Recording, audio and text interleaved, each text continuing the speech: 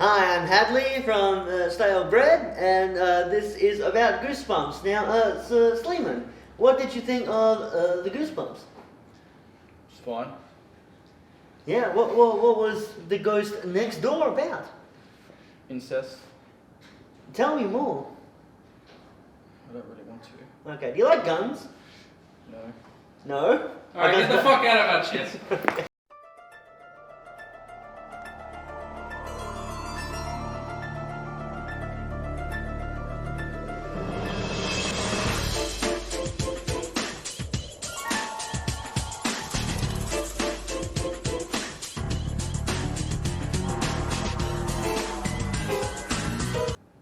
Hello!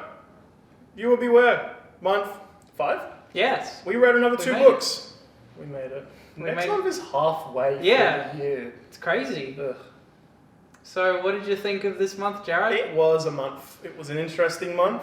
I don't want to say it was good or bad, but it was both. It was hard to follow up Night of the Living Dummy and The Girl That Cried Monster. Yeah. It was an uphill battle. So luckily, this one, it doesn't exactly fall short in regards to what we have to say in this video. We got plenty to say. It's a bit of a different month. Yeah. So, I don't know, preamble done.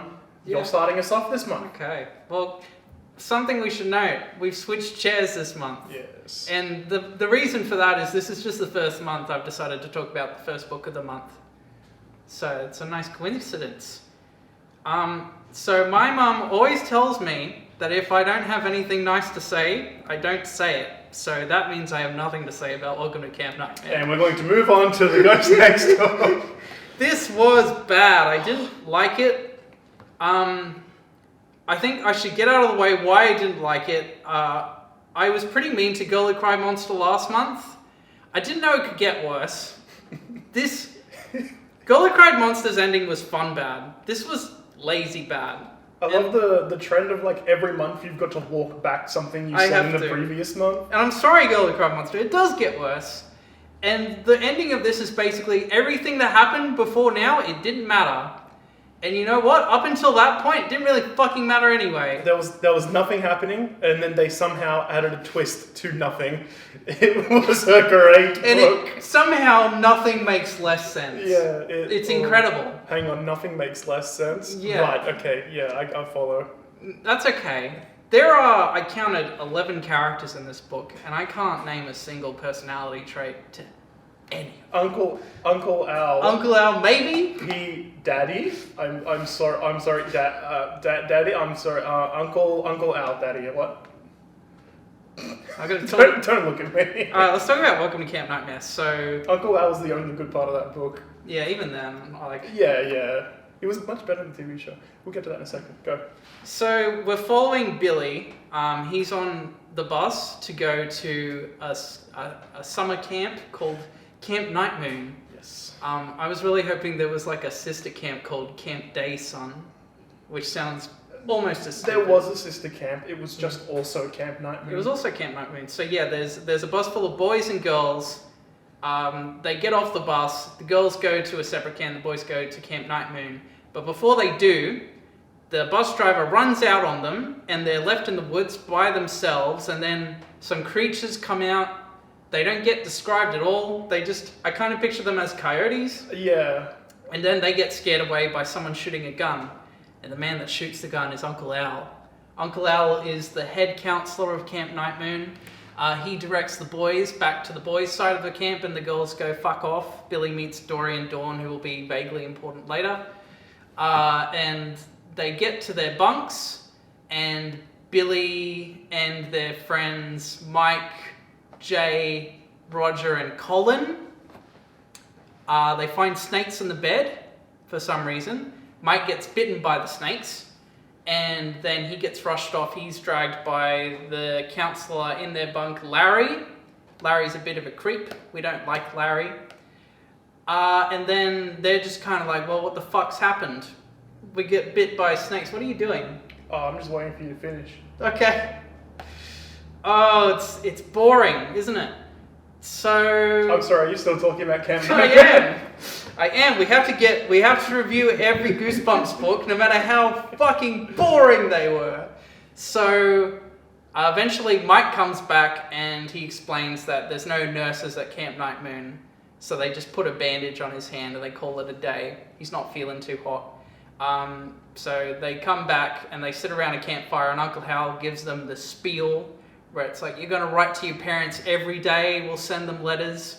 There's a forbidden bunk all the way at the end of the forest. You can't go in there. You're not allowed in there. Stuff happens. And there's also this creature named Saber who haunts Camp Night Moon, but nobody's seen him, so he might not be real.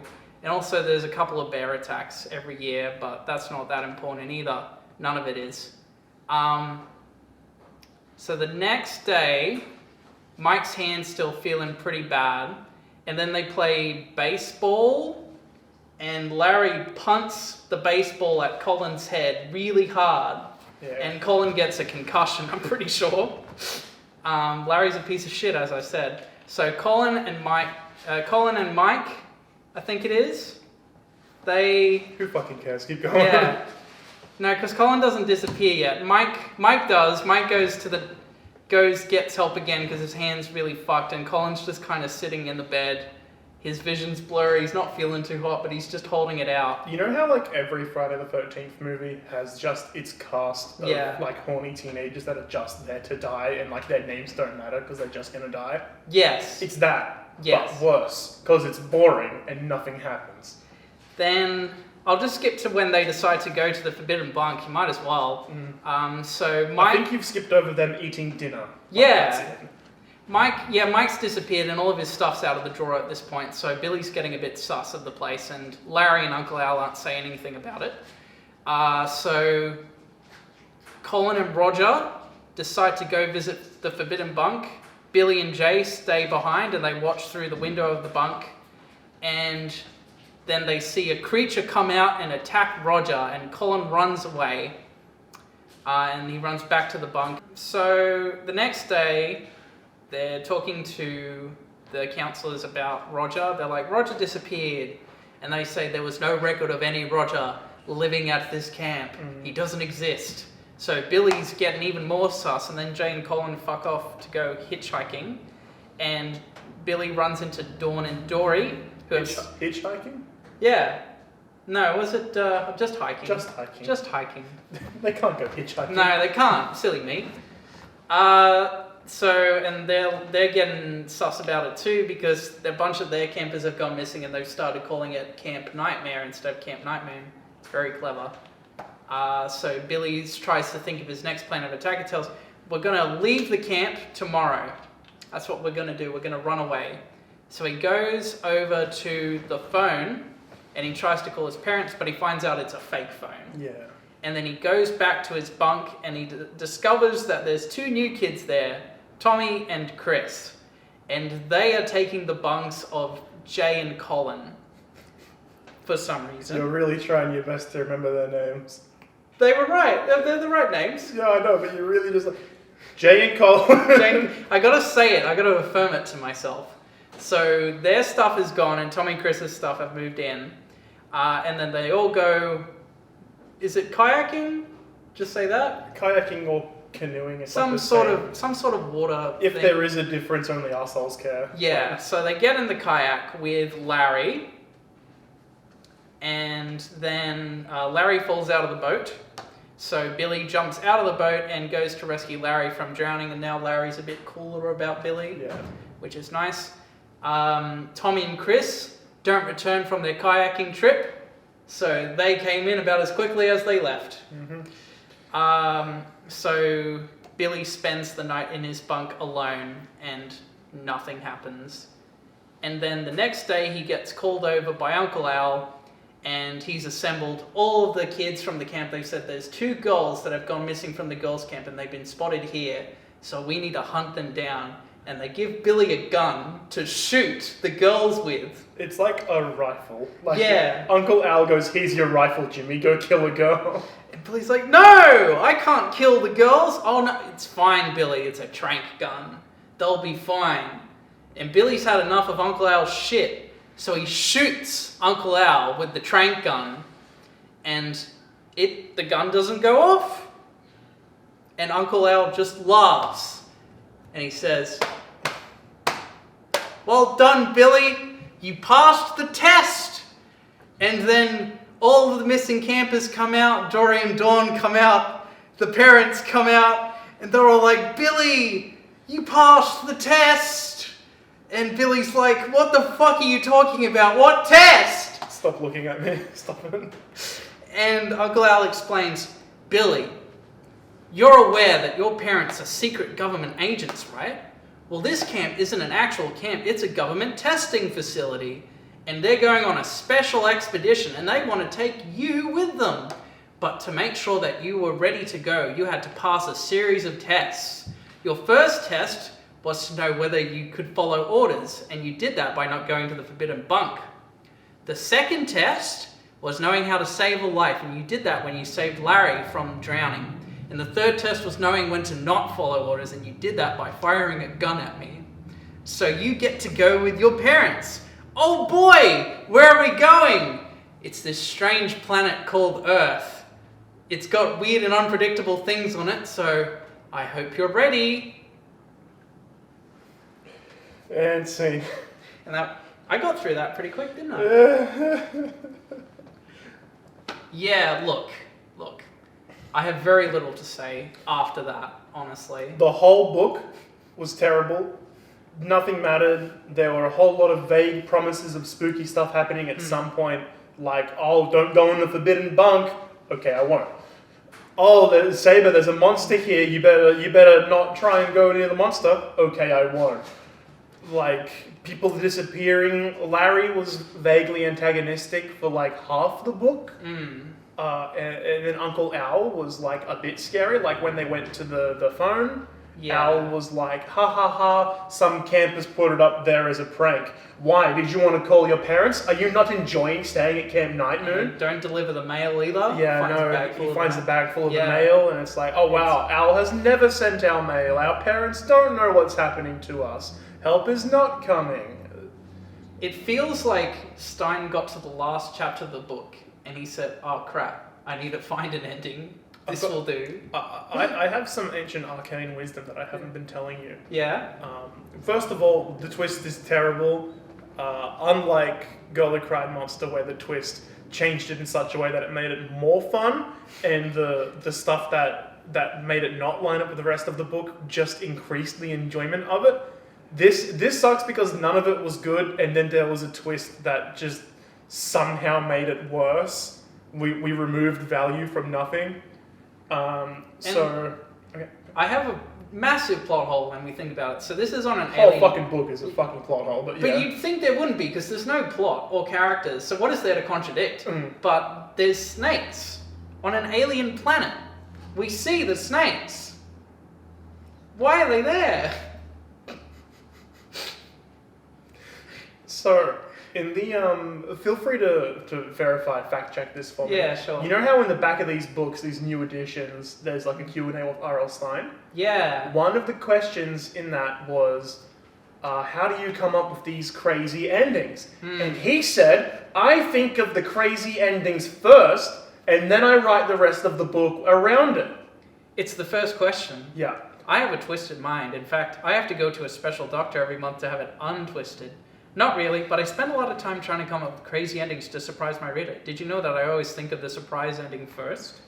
So this motherfucker went, what if you think it's on Earth the whole time and then it's not? And then he wrote the book, knowing that. And then he wasted my time knowing it was going to lead to that twist. I'd have some respect for him if he was like, fuck, I've written nothing this whole month.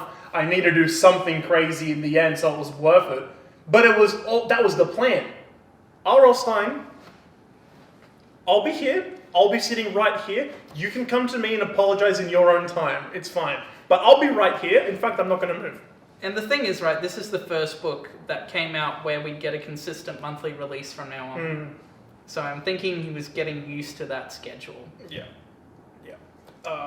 We spoke about it a little bit last night, but there was some point where Scholastic was suing R.L. Stine, being like, our deal was that you would write every Goosebumps book, and you very clearly have ghostwriters writing it for you. And I think Stine won, or defended himself, and proved that no, he did in fact write everything in those books. I think that motherfucker still had ghostwriters, but they were just providing outlines and characters and concepts and everything for him while he was sitting in the mines just working. Just a little monkey in a cage just typing away. And he had everybody else doing the thinking for him. And all he had to do was put it together. Yeah. And I think this year is gonna be probably the start of where that happens. With the quality of that fucking book, I reckon he wrote that book and went, fuck me, what a steaming pile, I can't do this on my own. And then from that point on, we get some fucking help, some crazy shit. In conclusion, fuck this book, I don't want to talk about it anymore. We're going to talk about the TV adaptation, though.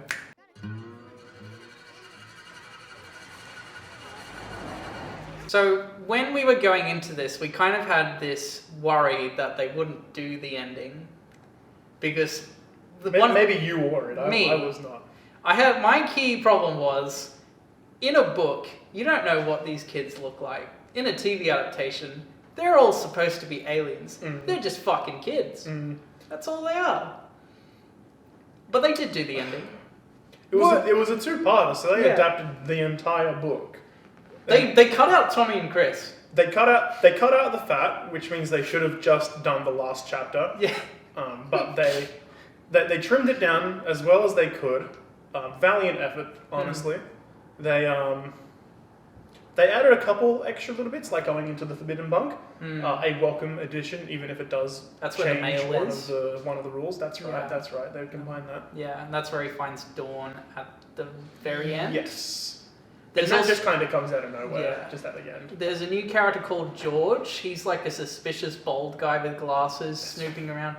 Then we find out he's the one controlling Saber with like a puppet thing. And I think that's a cool thing. Yeah, it's a good addition, especially since they needed something scary. Yeah. To have kids go, wow, what's happening at Camp Nightmare for 2 episodes. And I did actually like that part. And I like Uncle Al in this. Night moon, our hearts are full of pride. Night moon, oil will be our guide. Cobblers and whiners. I love him. He's perfect. In a world full of camp nightmares, he's a stay out of the basement. No one knows what that means but us. Uncle Al, is he better than the dad from Basement? I'm going to say no. You're not a mad scientist, are you, Dad? No, I'm an angry scientist. Now, both of you, up to your rooms. But we could have sworn we heard it. Did you hear what I said? He's fucking close, though. The dad's got an intensity that I just don't think we're going to recreate anytime soon. Was that a 2-parter or one? That was a 2-parter. Yeah, okay, good. Yeah, okay, I'll happily have Al take second place. Yeah. But it's the fucking dads. It's the fucking the dads adults. and the uncles and It's a good time. His first introduction, we see a massive explosion. Yeah. Well, look at that wolf mask we had lying around for a previous episode. Oh shit! Alright. The flare guns don't do that. Guns don't do that. Oh my god, Uncle Al.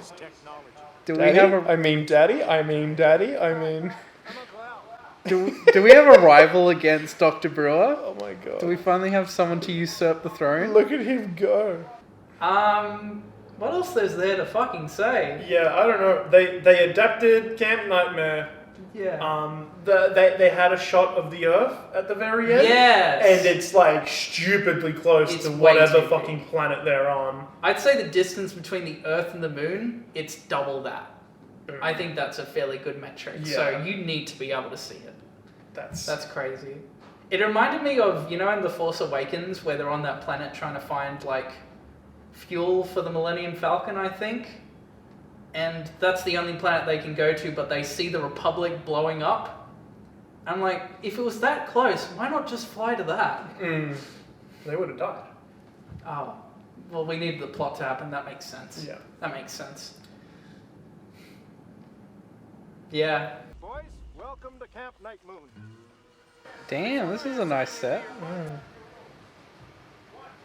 I think they just rented out a camp for the weekend to film at.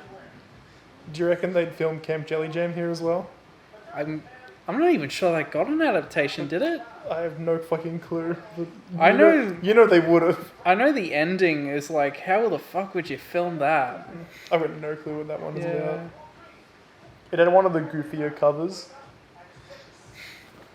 Yeah. Yeah, it's a good one. You've got to put a side by side of those now. Ghost Next Door. Go Next Door. Ghost Next Door. Ghost Next Door. Tell me about Ghost Next Door, Jared. I liked this one. Yeah? I actually have quite a few nice things to say about this one. That's annoying the fuck out of me. You can edit this out. No, I can't. I can't. What was I saying? Yeah, I enjoyed this one.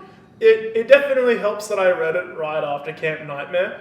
That definitely helps my opinion be more positive of this one. So there's a ghost, and the ghost is next door. Can I say my thoughts on the book? No. Okay. And 10 out of 10. Okay, go.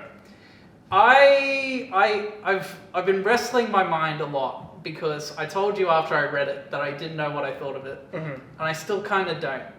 I'm going to say that on paper, this is the best book we've read so far. Yes. I really like the ideas in this book. Unfortunately, the execution is just a little bit doo-doo. What was your problem with the execution? I think nothing really happens until the twist. Yes, true. Yes, true. There's one little dumb thing in the climax that we'll get to, and I think the execution of how they reveal the twist needs a lot more work. And I think the relationship between the two main characters could have been fleshed out a bit more. I agree with all of that. No, you're right. You're right. Yeah. But all in all, compared to this, this was pretty good. Yeah. All right, Ghost Next Door. Yeah. Hannah. So Hannah has a nightmare. I'm going to spoil the first paragraph quickly.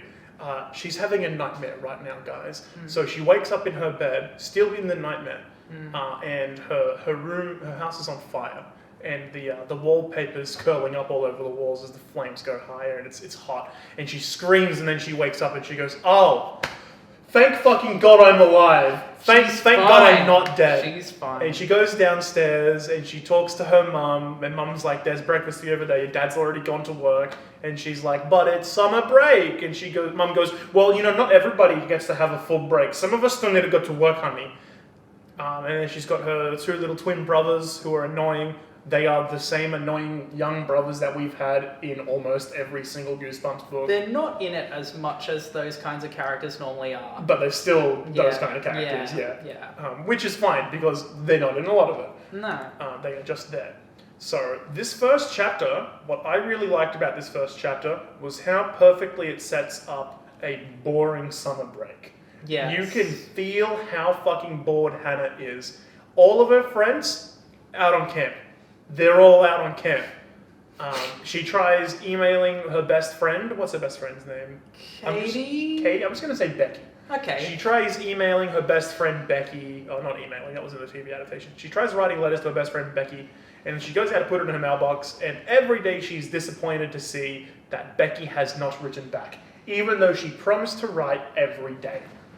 And she's very mad about that. And then she'll go and she'll write a letter back, and she's like, "Hi Becky, couldn't help but notice that you didn't write a letter back to me, so I hope you fucking die in the pits of hell. I hope that a snake's fucking crawled down your throat and choked you to death, because that'd be the only excuse for you not replying back to me every fucking day. So anyway, I met this really cute boy today." Adorable. I don't even think I'm exaggerating. No, it's something like that. It's along those lines, right?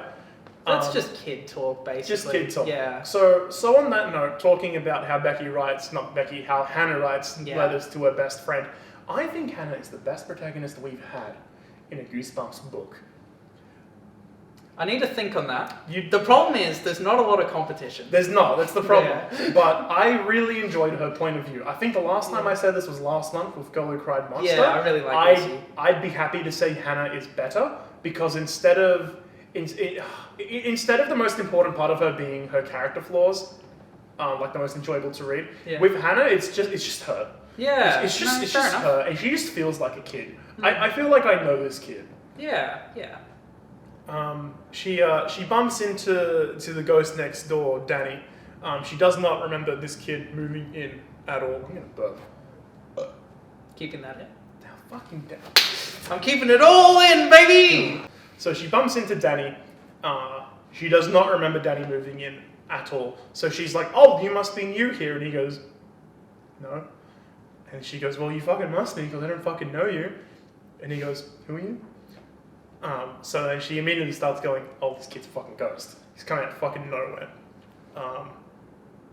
I think part of her is kind of looking for excitement, so she's Because clinging she's to so the idea. bored. Yeah, she's Yeah, clinging yeah. to the idea of neighbor's a ghost. Yeah. She's writing letters to Becky, and she's like, hi, Becky, TLDR, hate you. Anyway, this kind of cute boy moved in next door. I think he's a ghost. I like that she never has a crush on him, but whenever she writes to her best friend, she goes, I guess he's kind of cute. I don't know. I guess maybe he's cute.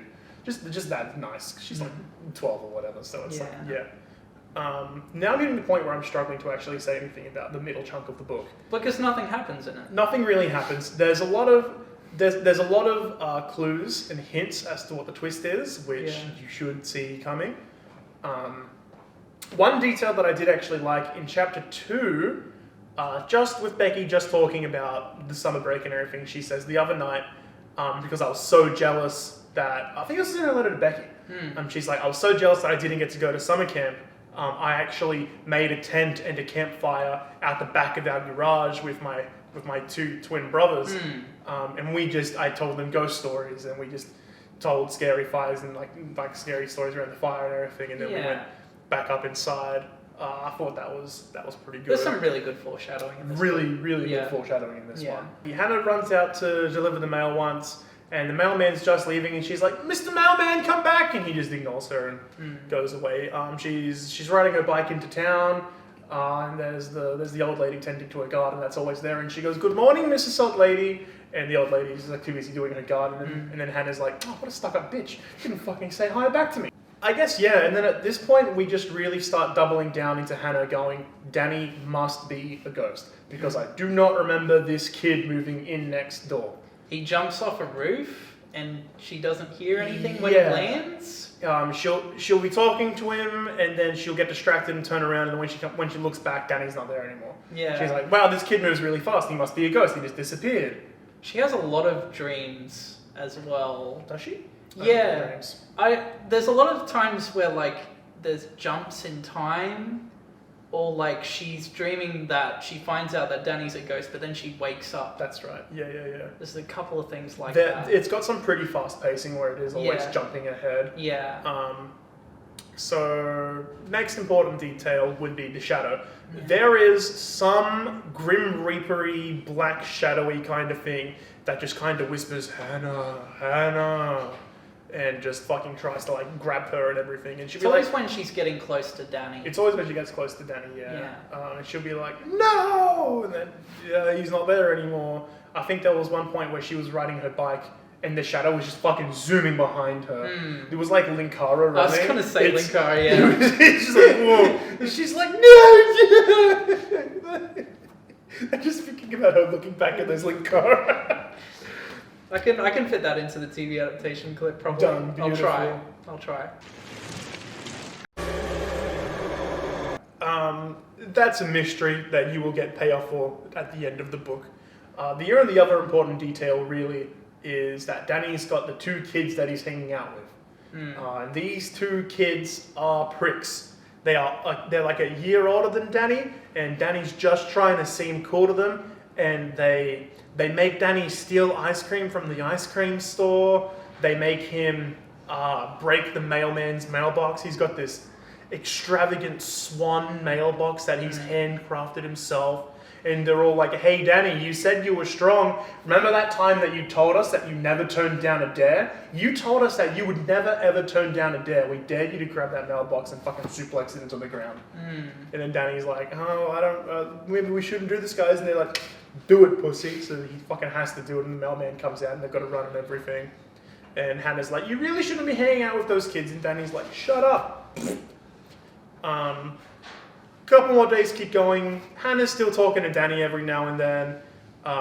She's like, hey, I don't know you, but apparently you go to my school. What year are you in? Oh, I'm in year 7. And she goes, wow, so am I. Do you know this kid, this kid, this kid? No, I don't. Do you know this kid, this kid, this kid? No, I don't. But we're in the same year at the same school. Wow, it sounds like Danny's a ghost. And then we get to a scene where Hannah tries knocking on the window to try and get Danny's attention because she's trying to see if he's a ghost or not, and it's Danny's mum is in there. And Danny's mum does not react to Hannah at all. Because she doesn't exist. And Hannah goes, wow, she must be a ghost if she didn't hear me. And then she confronts Danny about it, and Danny goes, my mum is deaf. And she goes, fuck, I feel like an asshole. You would. But you're still a ghost. Yes. Her evidence is pretty flimsy at this point. There's no evidence. It's almost like there's a lot of evidence to suggest that she's the ghost and not Danny. So the next scene we find out that she's the ghost. She's doing something with Danny, and then she goes through Danny. Yes. Yeah. I think they're playing basketball. Something like that. It's just like soccer or something. Yeah, some game. Yeah, and then like she falls through Danny or something. And then she goes, see, you went right through me. That means you're a ghost. And Danny went, excuse me? And he runs away. Then Hannah goes, wait a minute. It's funny because at the start of the scene, she's like, you know what? I'm just going to go right up to him and ask him if he's a ghost. Yeah. And he's like, what did you say? Never mind. He's so fucking dumb. I love Hannah because she's stupid. Couldn't figure out that she was a ghost. No, couldn't. No. And then she's having an existential dread scene. She's like, I'm dead. What happened? And then there are these two ladies walking past Hannah's house. Very convenient. Very convenient exposition dumping conversation. It is the most exposition-y dumping of conversations. They're like, oh, didn't you hear? 5 years ago, the lovely family that lived in that house, they all died in a fire. That night, the kid was having a little campfire out back, and then she didn't put the fire out properly, and then the house burnt down. And then Hannah goes, I remember when we did that. Oh, and then I had that nightmare where the house burnt down. That wasn't a nightmare. That was me dying. And that's why Becky's not writing to me, because I've been sending because ghost I'm letters. dead. Yes. I was really hoping Becky would show up at some point. Never happened. I think that's better though. I kind of really wanted It's Becky like to show how up. Peggy's in Captain America: The Winter Soldier. I kind of would have preferred if she was dead by that point. Right, okay. Yeah. I'm not responding to your MCU comment. Okay. And then, she's like, Shadow, who the fuck are you? And the Shadow's like, I am the Shadow of Danny. And Danny can see you and talk to you because he is going to die soon. And when he dies, I will take his place. And he will go to the Shadow World.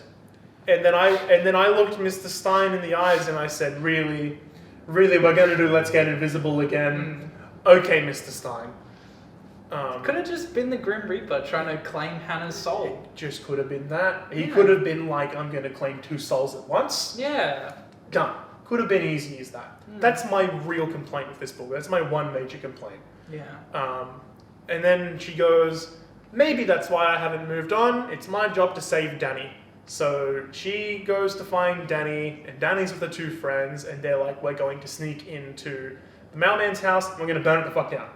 I think they were just trying to set a firecracker off to disturb him. just to scare him. Yeah. So they sneak in the window, and Hannah's watching from the bush, and she's like, Danny, stop it.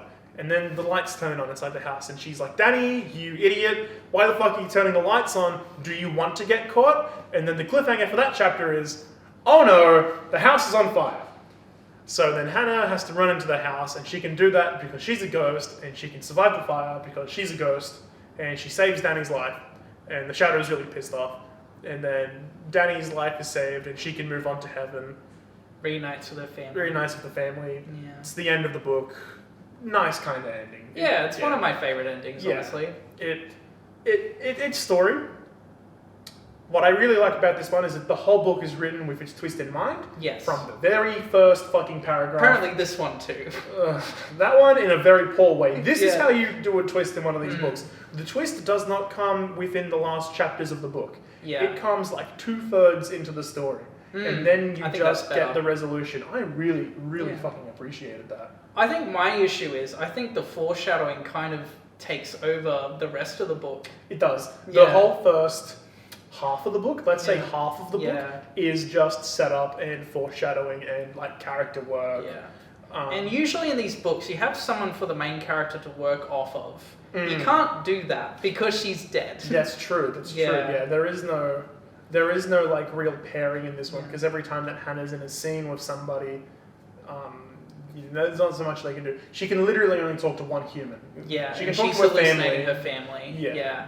So I it's did like her like losing grip on reality because because she's a ghost coming to terms with her own death. yeah, It's dark. yeah, it was pretty fucking. Yeah. Stine's dipping into some shit here. The reason that time moves so quick and she seemed to come in and out of reality is because she's a ghost. And a ghost is, according to this one, the ghosts aren't always 100% all the time. They kind of phase in and out of reality, and that's why sometimes she's like aware and in the house, and sometimes she just like skips for a whole bunch of time. Sometimes she's solid and she can kick a football with you, and sometimes you'll move right through and she can face through a wall. By the end of the book, she can control it. Yeah. Because she realizes what she is. But I just convenient way to explain away some of the problems with this book, being like, oh, ghosts aren't always tangible. Look, it's not a perfect book, but I think for what it's trying to do, it's ambitious, and I can admire ambition. I really enjoyed this Yeah. one. I think this is my Let's Get Invisible. Yeah, that's fine. With the amount of dick you sucked that time, where you were like, it's X, it's Y, it's Z, and I really appreciated it for it. Yeah. This one, yeah, it's trying different stuff. It's more character focused than the other ones. Yeah. Less trying to spook you the whole time. There are random Like the spook shadow. parts. The entirety of the shadow being there was just that there was some spooky presence. Yeah. You always got to have some antagonist in these Yeah, books. there has to be. Yeah. We are writing horror for kids, so Yeah. I called the twist immediately. It's not that impressive. It's a very obvious twist, but I do want it to be known that I called it after chapter 1. I had it spoiled for me because the plot of the book is actually important to the Jack Black movie. Oh, really? Yeah, like really important. Wow. Yeah. I We'll haven't get to seen- it when we get to it. I haven't seen the first one. I've only seen the second. Oh, there you go. Yeah. Yeah. Wow. Look forward to that. Yeah, that's That's actually really interesting. Yeah. Let's see, what have I got? Yeah, the name of the town is Something Falls Again. Yeah, that's right. What is it called? But they don't call attention to it. No, not like in Girl Who Cried Monster. Yeah, Girl Who Cried Monster, they were like, haha, nobody knows why it's called this. There's not even any falls here. Wow, sounds like a really cool mystery we should solve. Greenwood Falls. Greenwood Falls. Yeah. Yeah, the only note that I haven't really touched on so far is I wrote haha Elm Street, I get it. At one point they run past Elm Street. Yeah. And it's like, okay, Stine. Okay, Mr. Stine. Oh, there's a cliffhanger when Hannah's coming up to the house to save Danny. She gets her foot caught. It's like, oh my god, the shadow's coming after me. It's just a garden hose that she's tripped on. Yeah, thank you, Stine. Oh, and also the fucking book printed the last chapters wrong, apparently. Hang on. Like, look at this. This is too high up. Yeah, What happened there? I think it's because there's not enough text. Yeah, maybe. Yeah. So that's what it's meant to look like. Yeah. Yeah. But it's only like 3 lines of Yeah. fucking I think they just did that because there was so little text to go on that page. No, fair enough. I think that's it for the book. I think we both really enjoyed it. It's got its issues. But yeah, fuck it. It was just a fun read. This is one that I definitely recommend being read. This one's just fun. It's up there. Yeah. Just gotta get over a lot of shit not happening for Yeah. about half. Yeah. And again, Hannah's Hannah's a fun read. Yeah. So it's not the absolutely. worst.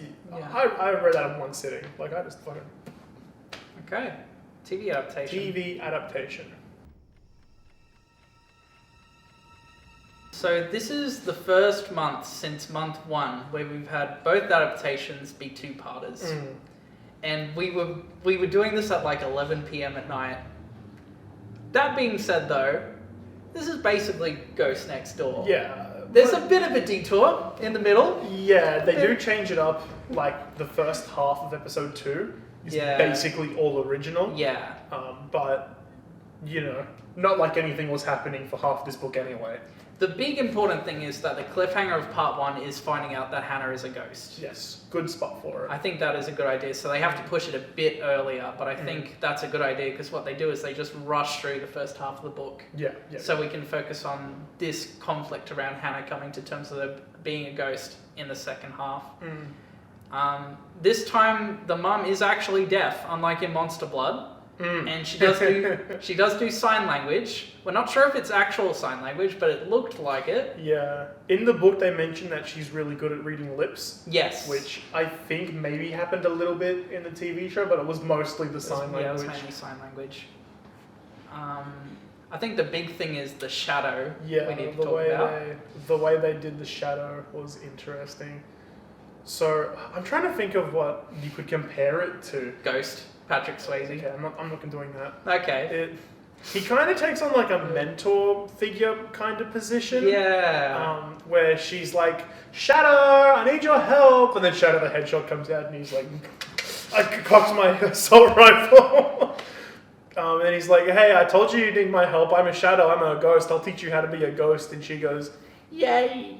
And then there's the shadow teaching her how to haunt. He sounds like Obi-Wan Kenobi. Like, yeah. He's like, yes, you must pick up the paper and scare the mailman. Ooh. Or then pick up his bag and scare the mailman. Just keep scaring the mailman. You should give the mailman a wedgie. Ooh. The reveal that the shadow is Danny. Oof. Why do you want to hurt Danny? You wanted to know why he alone can see you. Hannah.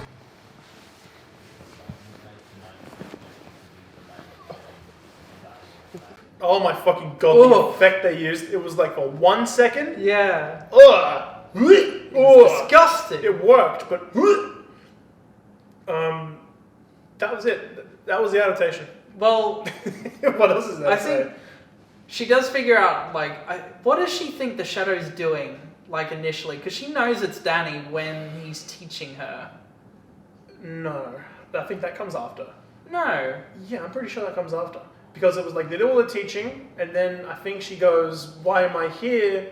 Something's about to happen with Danny, and the shadow's like, stay away from Danny, leave him alone. Right.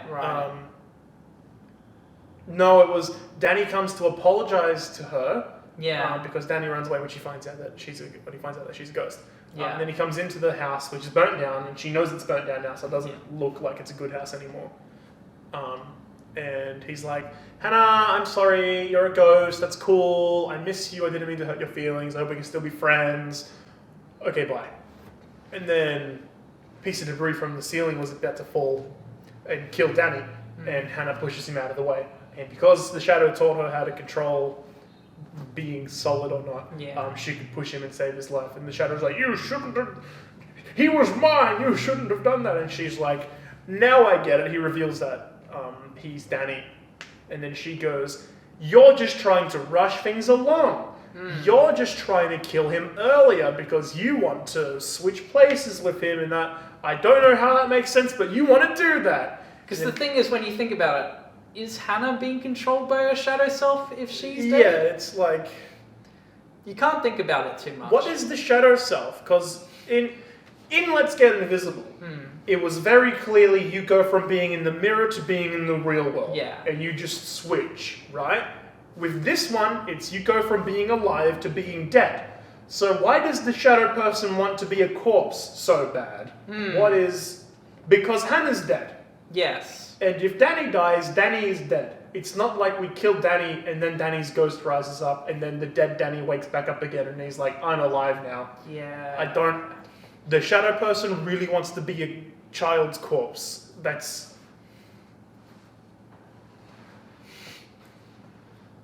Yep. I think something clever that happens at the end when she's trying to rescue Danny from the burning building is that she can't carry him, so what she does is she starts playing the piano, and the mailman hears the piano playing, so he thinks, oh, someone's still in there, I need to run in, and he finds Danny there. Someone's busting some fucking mad tunes in there, I gotta go save them right now. It's stupid, but like, that's what you would do. He's like, Mozart's in there, about to fucking die, I've gotta run in. Gotta save Mozart. Yeah, it was interesting. That she was playing piano at the start of episode 1 as well, so it was set up, there was precedent for it, it was well done. And we talk about how she communicates to her friend. Oh yeah, she emails. She doesn't. She types, sorry, that's right. Yeah. She types out her letters on her laptop and then prints the screen. And then she tries to mail that. And then there was a scene where she was doing research on Danny's house. Yeah. And she finds, wow, there's this house on this street that burnt down. I better print that screen. Housefire on Cordina claims family?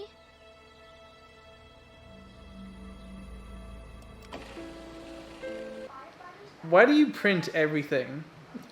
Why do you insist on printing everything? Could you imagine? She's scrolling through like Facebook and she's like, another funny cat picture. Print screen. Let's not check the address on that. Yeah, no. Wow, that looks like my house. I bet you it's Danny's. Print screen. Oh, there was egg on her face. She's like, look, I printed off this picture on the internet. This proves that you're a ghost. Never assume, because you make an ass out of you and me. That's right. Yeah. Is that all we have to say? Oh, one extra thing. Yeah. There's no family in this one. Yes. There's a picture of the family at the very start, and then she's all alone in the house, and there's scenes of her being like, where is everybody? It is a bit more obvious that she's a ghost when they do that. Yeah, it's like, the whole point of the family being there was to disguise the fact that she was dead. She was living her life the way she always did, so she never realized. Her family being missing is like, something is wrong, lady. Think about it for 2 seconds. But then when she saves Danny's life and she's ready to move on, her family appear and they're like, good job, Hannah, you can come to heaven now that you saved her life. Yeah, they basically do the ending again. Yeah, that was it pretty much. Both adaptations did their endings pretty much exactly. Yeah. They took some liberties to make it more fun. Yeah. But they adapted the books pretty damn well. I kind of wish they had more fun with Camp Nightmare. But they tried. With Ghost Next Door, I'm happy with it. It was pretty fun. The acting was pretty good for the most part with Hannah. There were a couple parts. A little bit. Okay, that's enough. That's enough. I thought you liked her acting. I do, but that was bad. I think when she had to be more emotional is when it got a bit crazy. Yeah. And she spends half of her time being emotional towards the end. Yeah. So it just kind of got worse as they went on. Danny, I could have sworn I recognized Danny from somewhere, but I just must be racist to white kids or something, because I looked up his IMDb and he hasn't been in anything since 2000. Yeah. He was just a child actor. And yeah, that was Ghost Next Door. It's a cool mirror shot. Mm. Do you know how they did that? They just angled it far away enough so they just put a mirror in the shower. I'm so funny.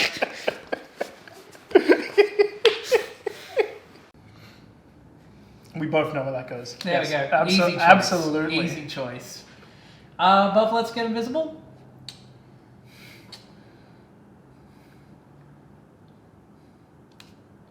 Thank you for providing input. We're getting there, guys. We're getting Next there. month we'll have something resembling a working ranking board. Do I like it more than Moose Deuce? Fucking hell. I don't, personally.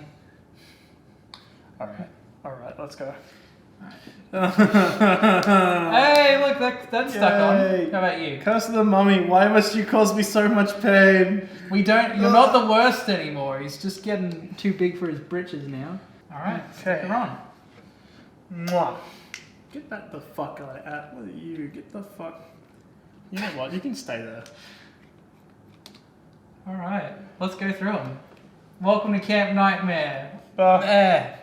Bottom 3 suck. Bottom 3 are the only really bad books. This one especially, though. Yeah, These that's- two, I'm like, they're eh. They're Yeah. eh. Welcome to Dead House. Good ending. Rest of it, Yeah. boring. Girl That Cried Monster. Good ending. Good ending. Good ending. Good ending. Good ending. Let's Get Invisible. I liked it. Yeah. It was Good, alright. good characters. Interesting climax. Yeah, it was Yeah. okay. Ghost Next Door. Ambitious. Ambitious. Strong choices. Moose Deuce, so close to perfection. Just missed it at the ending. Living Dummy, nothing to say, just a fucking riot. Just solid. Stay out of the basement. One day you will not be there anymore. Next month. Yeah. We're coming for you. What are we reading next month, Jared? Haunted Mask, baby! And? I don't know the other one. You can tell which one we're excited for. Be careful what you wish for. That's right. Very, very underwhelming title. Yeah, that's one that you don't know about if you don't know every Goosebumps book. That's It got a reprint, so someone cared about it. who. We'll find out next month. All right. See you later, kids.